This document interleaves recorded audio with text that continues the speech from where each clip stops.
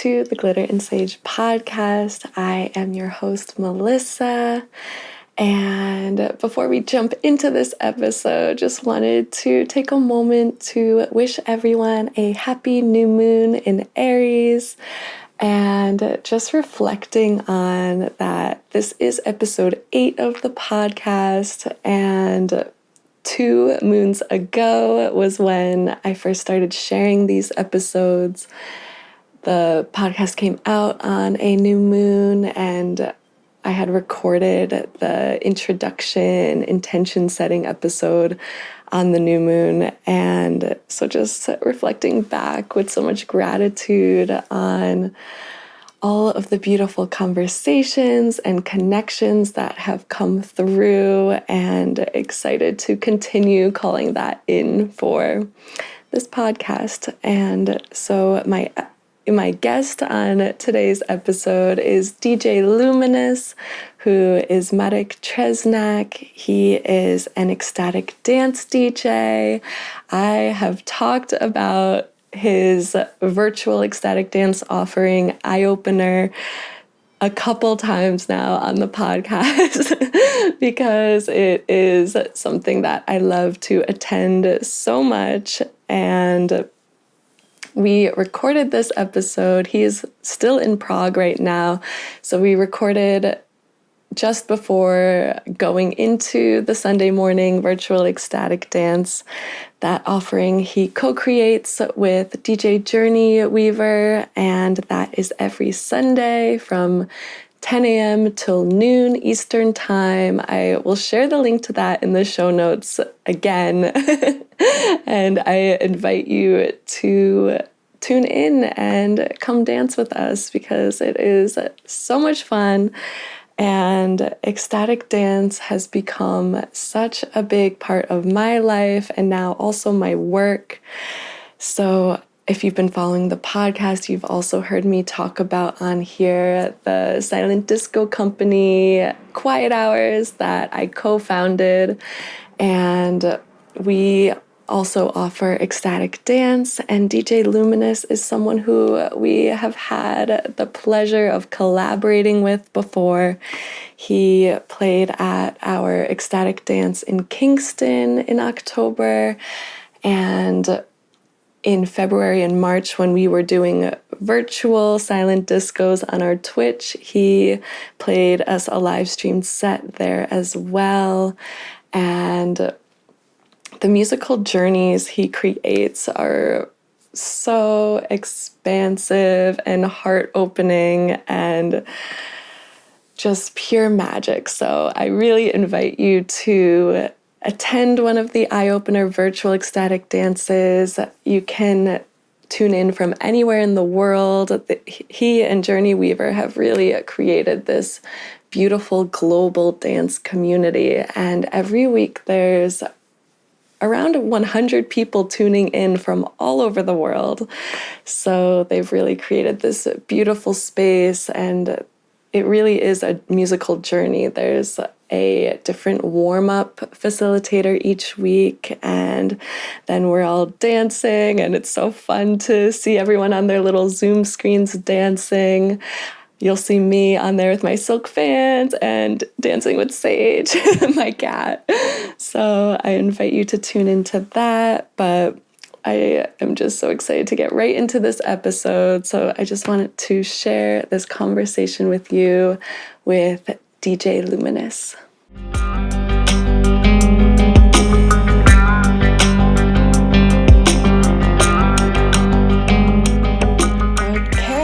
Good morning and welcome to the Glitter and Sage podcast.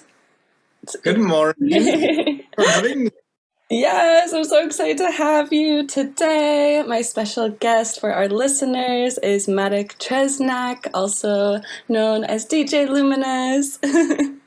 Thank you. And yeah, I'm so excited to have you on here, especially because I've been talking about Eye Opener on the podcast multiple times now. And you and I when we like met over the summer last year, before the podcast was even out, we talked about this a little bit, and ecstatic dance has become such a huge part of my life, and so I'm so excited to have you on to talk all about this beautiful modality and practice. So welcome. Thank you. Yeah, that was funny. We were laying by the lake, by the reservoir, and we were just thinking it would be great to do a podcast, and here we are doing it. That's manifestation in action. Yes.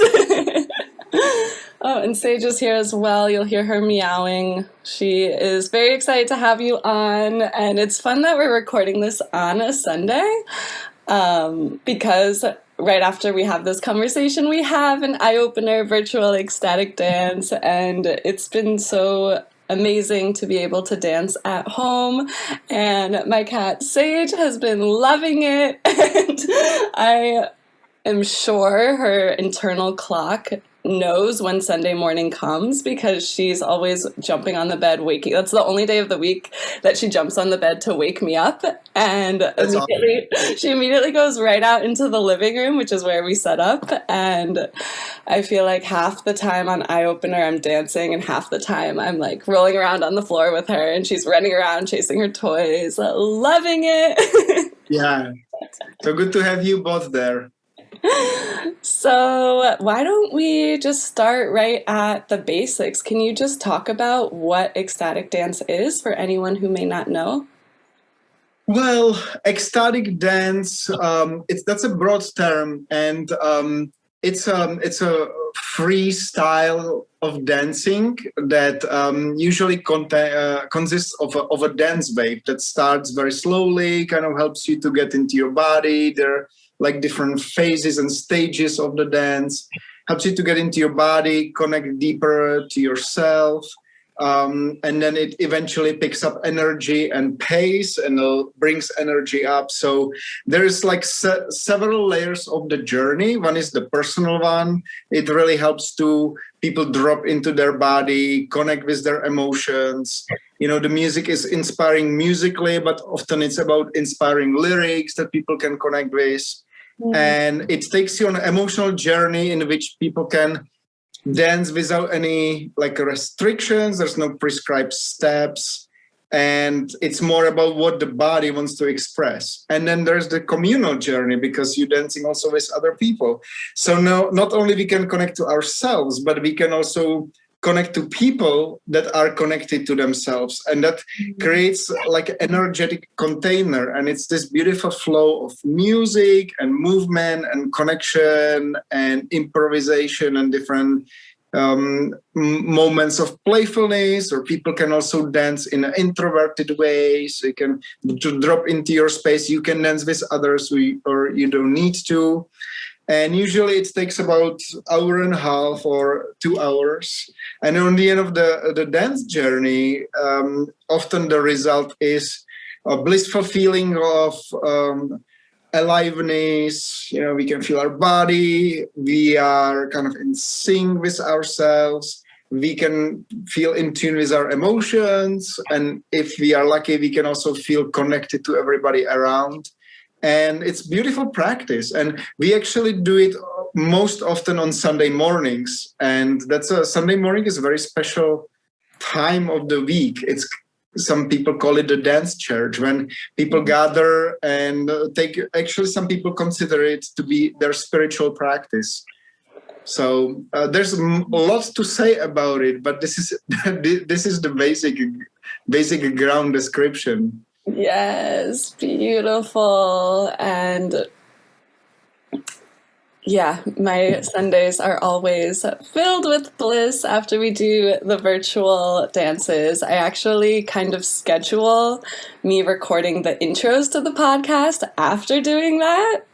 On Sunday, like early afternoons, is when I record all the intros for the upcoming week's episode, just because I am feeling in this very like heart-opened, expanded state.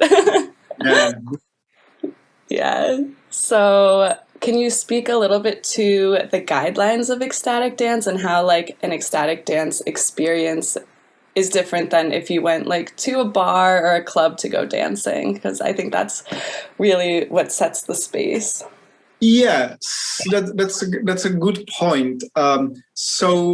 It may vary from dance to dance. Every container kind of sets their own parameters, but our basic requirements or request is that people abstain from using alcohol or drugs. So it's basically a sober event. People dance mostly barefoot, or they dance in some kind of a dance form of shoes. That means the floor is clean, and it's a type of a dance that you can kind of drop in on the ground and roll or sit or lay. So it's usually like that kind of cleanliness dance. Then we also ask for people to keep the social conversation off the dance floor. So if you need to say hello or something, that's okay. But then it's not like a social chatting scene where people will be just kind of like staying in their head and talking about what they are doing next, what they just did yesterday. This kind of helps to keep the container more focused and drop a little bit away from our heads into the body. Then we have certain guidelines around safety, that you can always dance by yourself, that you always, before you dance, that you have a little check-in non-verbally. There's some gestures about that before you engage somebody in a dance, that anybody can leave the dance anytime they want.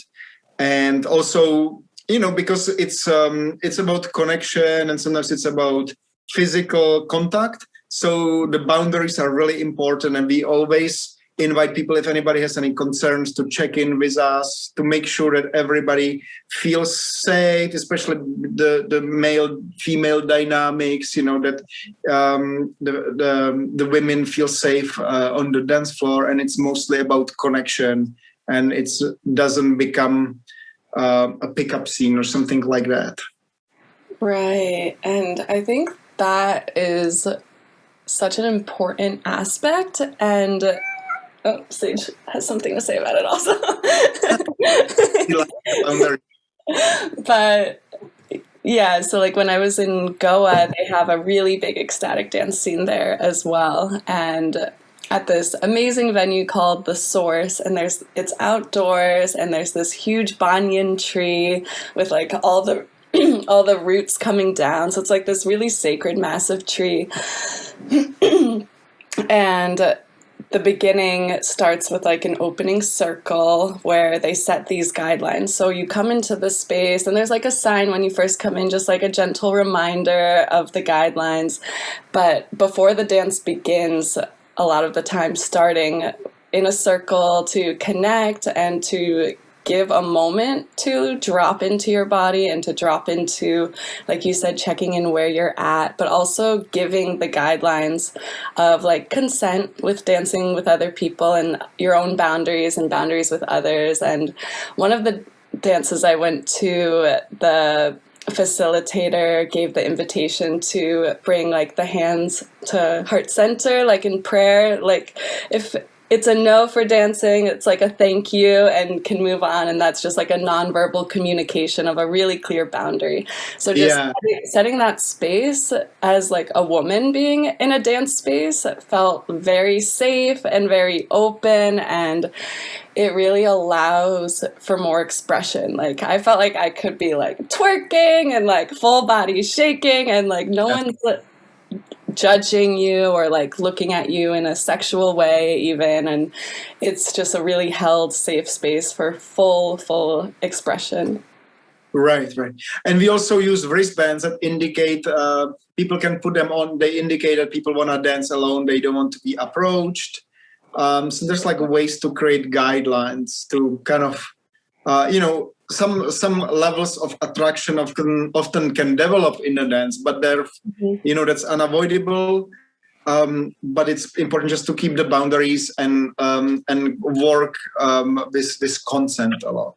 Yeah, that's beautiful. And it's so cool to me how you and I met during like the pandemic, and I think when we met was I had just started living with Ariel in Northampton, and she knew you from the Ecstatic Dances, and so we met like outside at a reservoir, and it was the first time we hung out with more than just each other, and like so we're outside and like really spaced out, and we put some music on and we were dancing like in a group of 4 people, but like really spaced out and outside, and it was just so cool to connect and be dancing in even a really small container. And then I've been going to your virtual Ecstatic Dances eye opener that has been going on for how long now? I think we started kind of organically March 22nd last year. So today it will be our 56th, if I'm counting right. Wow. Yeah. That is so amazing. And I've gotten to go to, not every single week I've made it, but I've gone to many of the weeks. And so I do feel like connected with the community there. And it's really cool to see the same people showing up every week. So I'm so excited for when you have the in-person dances again, because I haven't experienced that yet. So hearing about like the wristbands, that sounds like really special to... Yeah. Originally, Eye Opener takes place in Somerville, in Boston. And there's a beautiful, beautiful space called the Somerville Armory. We would, we could probably get around 150 people there. And it actually has 2 levels that are both have access to the main room, main hall, dance hall. So there's the basic ground floor where people dance mostly, and there's a like a mezzanine where people have flow toys that people can do hula hoop or juggle or whatever. There's a little bit more space, and it's so beautiful when the space is filled. And it's also very family friendly. We have kids there, and we usually, that's an aspect that you didn't meet yet. We usually have an art project, like a big communal art project. You can probably see it on some old pictures where there's a theme, and we have some people who prepare like altar where people can contemplate intentions or express any prayers. And then we have art project where people can either draw some messages or put together. We had some statues building. We have like a tradition to bring soil and plant seeds in small pots, like sunflower seeds, and people take them with them home and have them grow. That's usually in March. We have like a harvest project where people bring anything they harvest from the garden. Wow. And yeah, so it's very nice, physical, tangible experience. And then it just happened spontaneously that when the pandemic began, then we had a date that got of course canceled. And then we said, well, let's try to do experiment, and we'll do virtual dance. And we used to do Eye Opener once a month, but first one we liked. It was actually very connective. People didn't know what's going to happen with the pandemic. They were like super happy to chat and stay connected online. And then we said, well, this is fun. Let's do it next week. And before you know it, it's number 6. And it just continues growing very nicely. The core of people that are surrounding us around Boston area, they're still there. But then we picked up many people around the world, people logged in from Colombia, Peru, Ecuador. We get people from Europe, including myself. I'm right now in Prague. And yeah, we get some Canadians, and it's really developed in this sweet global community that we never expected before. That is really just so amazing that this whole pandemic is a terrible situation and has definitely been a very dark time. So for you guys to offer this moment once a week to come together and connect, not just as your local community, but for it to really expand it to be global, has just been really amazing for you to hold that space, and has definitely been a highlight of my weeks that I've been looking forward to. So thank you for creating that. Yeah, great. Thank you. I'm so glad that you come along and dance, and you bring your beautiful fans and you dance the fans. And that's such a beautiful visual. I love it when people in their homes that use hula hoops or dance with objects. Actually, today, Pam from Arizona, she's going to be leading warm-up, and she invites people to bring like stuffed animals and some vegetables, and going to be like some silly dances with that. It's like a good way to make the best out of this strange online medium. And when I say we about Eye Opener Dance, I need to mention my partner, co-organizer, Sarah Monette, DJ Journey Weaver, that we started Eye Opener together, and that was in 2015. And since that it developed, and it was always like project that we shared creatively together and brought a lot of impulses from our backgrounds. Yes, I love that. And I love how together you create this beautiful journey as two DJs together. And yeah, both of you just have such beautiful auras and ways of holding space, like very heart-centered. And I am just so excited to come in person when the timing is divine for that to flow. Yeah, it might happen soon. It might happen soon, I guess.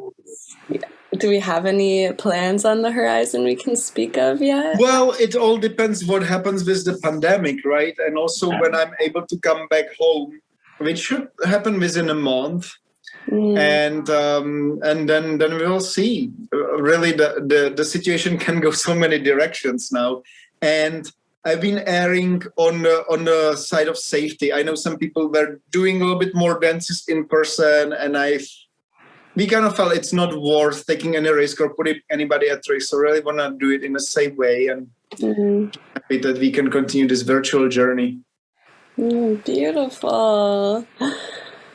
And so amazing that it's the platform of Zoom can connect us globally. Like you being in Prague right now and different time zones, like right now, this is my morning time. I'm having my morning coffee with you, but what is it, like late afternoon over there? Yeah, I have about 3 p.m. I'm having my afternoon kombucha. Beautiful. And so did you have another dance as well, Pollinate? Is that... There's a number of other collaborations that we've done. Pollinate is kind of like a mother dance. That's one of the first like modern style ecstatic dances taking place in Massachusetts. That started with people. I haven't even met all the people who started it originally. It already had its 10th anniversary, but one of their founders, Aaron Brando, it's our friend and amazing contact improvisation teacher, also nested in Western Massachusetts. And that was one of the first dances that was getting over 100 people, where he took me on and asked me to DJ. That was probably like 2012, maybe 2014 or something like 2012. Some around that time. And from that, I drew a lot of inspiration. A lot of these dances, they're kind of inspiring each other. So Pollinate happens in Western Massachusetts. That used to be first Friday of the month. Sarah has some of her projects, Nexus, although that I think was put on pause. And then Sarah and we started doing Eye Opener in Western Massachusetts, in Florence, which has been a really sweet time. And we have also big aspect of these live dances that we have connections to some amazing drummers. So we have live drumming that weaves into the beats, and then the beats take over, so it goes back and forth. And we had some really good drummers that would come and drum together for the dances, even in Boston and in Western Mass. And that's been a great dimension that we enjoyed. And the Flow Ho project, that's our evening dance. And that's done together with cacao ceremony. Sarah brings in cacao, people drink cacao, which kind of helps people to ground, open their heart. And we have like a warm up. And then it's like evening dance. And I also have my projects called Vortex Dance that I've been doing in Boston. There was like first Wednesdays of the month. And, there's some overlaps, there's some specifics about that. And people maybe lean to particular flavor. Some people just come to morning dances. Some people would never get up before 10 a.m. They come to evening dances. And there's a slightly different energy between the morning and evening. But usually when you come to one of these dances, you will hear about all the others, and there's a lot of overlap. Right. And I know for me, at least, I love the morning dances and then also love like the sunset dance. So I think if you go to one, once you get into this beautiful dance scene, you just go full on it and we'll go to all of the offerings. Right. And it's actually, the music is different for evening or morning dance. There's like different music that you can play in the morning, and there's different music that's a little bit deeper, a little bit more introspective that you can play in the evening. And so there are some subtleties in that energy. Beautiful. And the live drumming, that sounds really amazing, incorporating live music aspect. Mm-hmm. That's awesome. And so I loved having you come collaborate with us up here in Kingston. When we had our first Ecstatic Dance in October, that my creative partner, Mr. Atwood, DJ'd with you as well. And so it was, for anyone listening, it was a small outdoor ecstatic dance, and we had mats spaced out with designated dance areas where you would wear a mask when you're moving throughout the space, and then would stay in your dance space for safety. Yeah. And so I loved being the facilitator at the beginning at that event, and just being able to be with other people outside, again, dancing. And so when we did the connection circle at the beginning of that one, we couldn't connect physically because of social distancing. So we did a little like hand rubbing to generate our energy and putting our hands out to like feel each other's energy to connect. Nice. And then I loved how at the end, it really was like a journey, like the dancing came in different waves with the music. That one was at sunset as well. And then you did bring in some live music for that with your didgeridoo at the end. Yeah. Everyone laid down on their mats, and David had some binaural beats, and then having the didgeridoo over that, that was a really cool experience. Yeah, I love doing that. Or having some kind of a song that has a drone, like a drone note in it, and having played live music mix in with some DJ music. That's a lovely experience. Yeah. Sometimes some dances have a soundscape, which we invite some live musicians. They would play like a hang drum or flute or just vocalizing or a gong, just to bring people really to like a nice finish. Yeah. Yeah, that was a really amazing space where we played in October.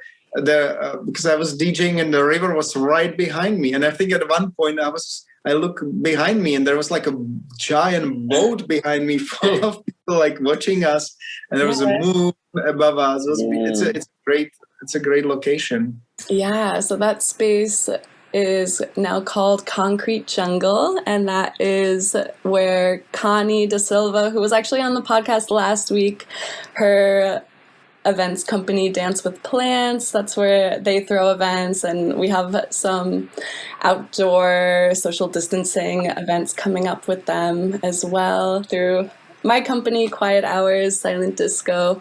And so I'm excited for you to get back from Prague and to collaborate more on Ecstatic Dance. And we are going to start doing, probably starting in May. We actually haven't announced it yet on our page, but we're going to start doing weekly, probably Sunday, like sunset, silent disco, ecstatic dances every week.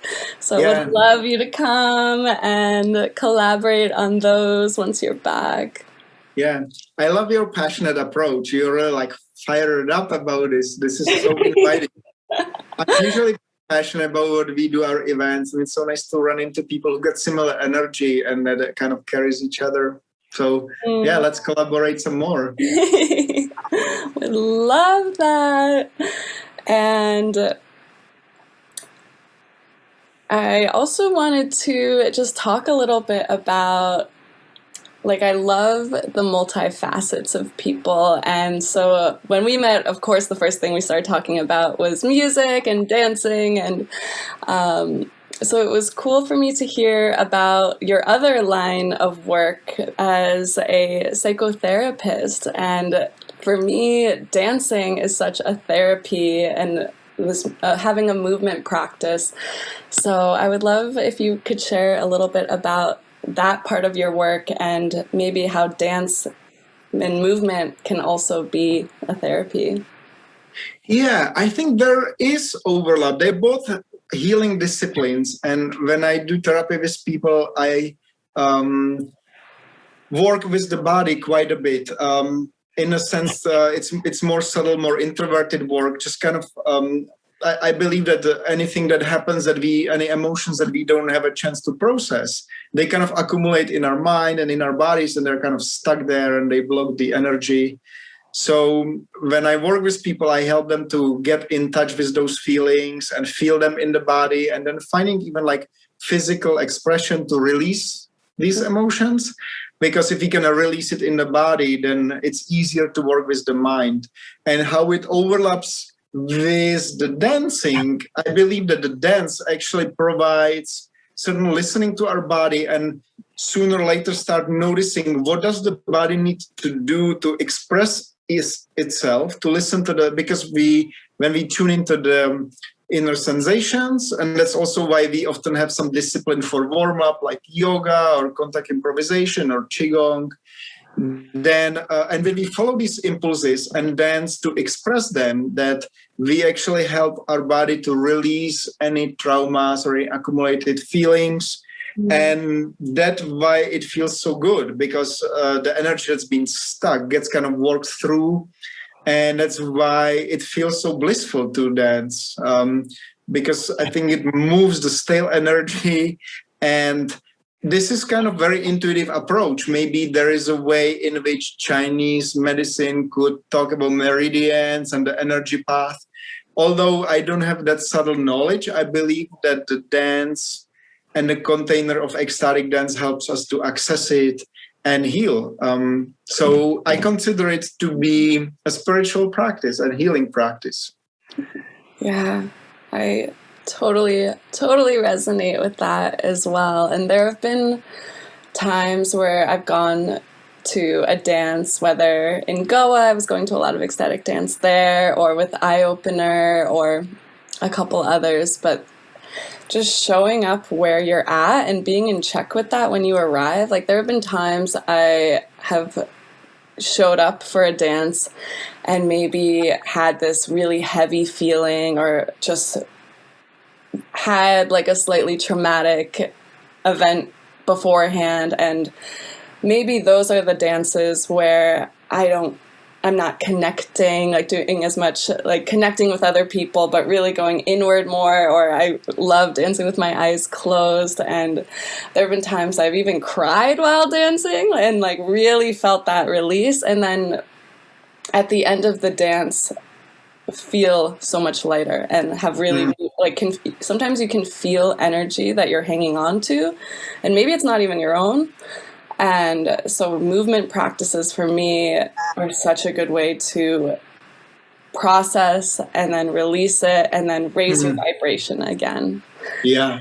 And it can also be a way of celebrating. Sometimes I go into a dance really high vibe, and maybe something really exciting is happening in my life, and it's a way to just celebrate and connect. And I'm just so grateful for this practice, and to have found this practice of showing up any way you are and just always feeling better afterwards.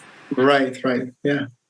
Well said. I always love watching when people connect to that, and they're like, yeah, we love the same thing as you do. And it's like, this feels great. Let's do this more. Yes. Well, just to be mindful of the time and to be doing more of this and to get into our dance practice that is starting soon, I want to just close our conversation. I could talk with you all day about dancing, but I just want to ask you the question I like to ask all of the podcast guests relating the theme of the podcast, glitter and sage, those being two symbolic ingredients for me of what makes me feel most lit up and feeling pure magic in life. Glitter representing live music and dancing, and sage being the yoga and meditation. I would love to hear from you. What are your glitter and sage? So again, what is the glitter is what lights me up? Both. Those are just if I were to name two ingredients, and these being symbolic, but also I do love to wear glitter, and my cat's name is Sage. Just what are two things, either literal or symbolic, for ways where you feel total magic? Yeah, so what lights me up, I think it's music. I think music is such a powerful access to our emotional system. It really cuts through the words and thinking mind, and it expresses certain sentiments about life that would be hard to put into words. And I love when I can recognize that some piece of music has this potential, and when I can bring it to the dance floor and share it with people and realize that it's working for them too. That means there's something deep in me resonating with this music. And then when I see it resonating with them, it's this beautiful sense of unity. And it's also the most blissful feeling I've ever experienced. So the more I can have, the happier I am. I love that. That resonates with me so much as well. And the musical journeys that you take people on, I really feel that and can feel your connection to the music, and then my connection to the music you're playing and connection to everyone else in the space. So yeah, thank you for that. And then just to close, I have been starting this new part of the podcast of closing the whole episode, coming into our hearts in a place of gratitude. So what is something you are holding today in your heart with gratitude? Well, I'm grateful for the spring, for this beautiful. Do you want to see look from Prague? Yes, please show us Prague in the spring. Here, I don't know if you can see it, but I'm beautiful for this beautiful. Can you see it? Yeah. I'm just so grateful for this beautiful spring day and for being able to be outside and take it all in, this beauty. And maybe seeing the end of these pandemic times. Yes, it is. That's my gratitude. Thank you so much for sharing and for sharing all about Ecstatic Dance and your offerings. And let's go dance right into the next part of our day, which is Eye Opener. And I will share in the show notes. I'll share all the links to everything in the show notes so that listeners can find you and can join us for next week's dance. Yeah, thanks for having me. This has been a really nice time to reflect for me. So I appreciate it too, Melissa. Thank you. Glitter and sage. Glitter and sage. Snuggle sage for me. All right. Thank you so much. Okay. I'll see you soon. I'll see you on the virtual dance floor. Thank you for tuning in to the Glitter and Sage podcast. The intro music is from the song Drishti by my beautiful friends Cosmal. That's COSMAL. Be sure to check out their amazing music, art, and mindfulness videos. And also big love to my creative partner, David Atwood, who does all my sound engineering and video editing. Thank you, David. You can check out his music under his DJ name, Mr. Atwood, ATWOOD. And you can follow me on Instagram at glitter.and.sage. And if you enjoyed this episode, please make sure you rate, review, and share this podcast. I hope your day is filled with so much magic. See you next week.